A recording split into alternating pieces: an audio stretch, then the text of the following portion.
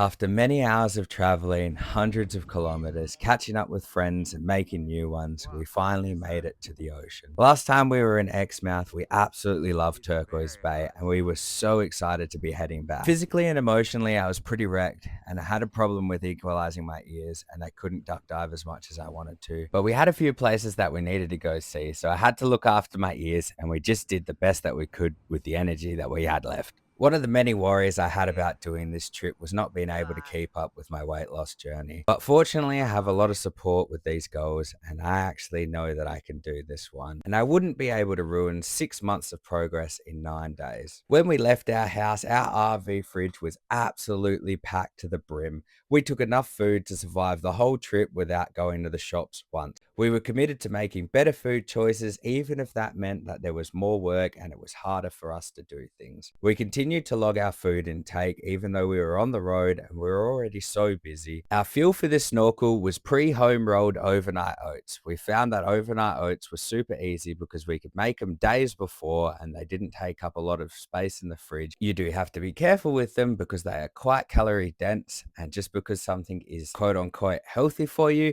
it does not mean that you can eat as much as you want. As we were getting ready, I was reminded how far I had come and that it was not easy, but it's definitely been worth it. While the tides are moving in and out, there can be quite a strong current through here, but if you go later on in the day or at high tide, the waters are way less rough, but there is usually way more people. Normally we rock up really early, we save our spot and we snorkel all day. But unfortunately, we were super duper exhausted, so we thought we would just do the one snorkel, make the most of it, and this is what we saw.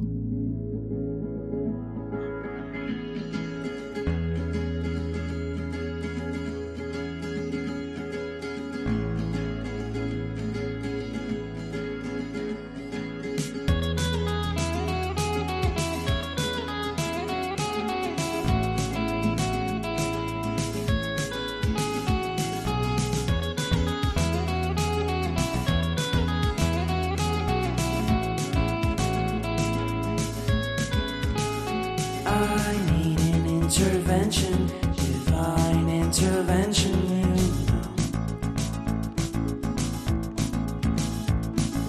Only in my crucial moments do they pay attention carefully.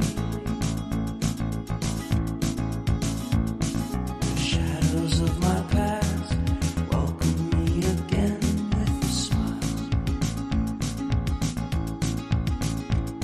But something deep within, something new, lets me emerge from my cocoon. I only have what's right in front of me. Only you know what is right for me.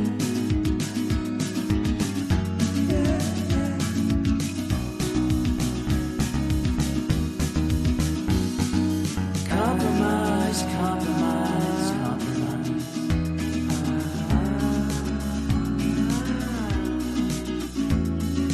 Improvise, improvise, improvise.